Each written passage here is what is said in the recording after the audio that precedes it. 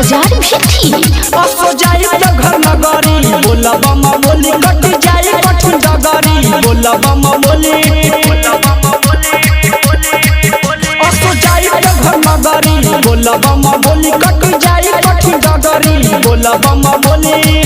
असो जाई देवा घर हम करतावे मन असो जाई देवा घर हम करतावे मन नहीं बतिया के करई नकार घुघुरा वाला कमरा लिया दो भतार घुघुरा वाला कमरा लिया दो भतार घुघुरा वाला कमरा लिया दो भतार।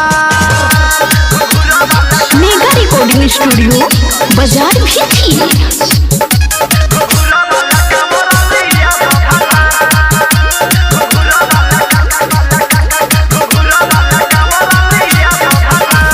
नाथों के नाथ हई भोलेनाथ कदी है दुखबा के दूर हो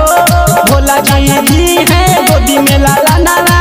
जाई बड़े घर जरूर हो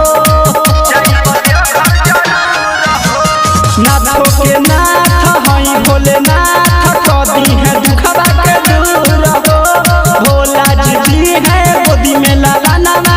जाई बड़े घर जरूर हो नहीं होई थकान चढ़ब सुइया पहाड़ नहीं होई थकान चढ़ब सुइया पहाड़ हमरा बतिया पर कर विचार घुघुरा वाला कमर लिया दो भतार घुघुरा वाला कमर लिया दो भतार घुघुरा वाला कमर लिया दो भतार।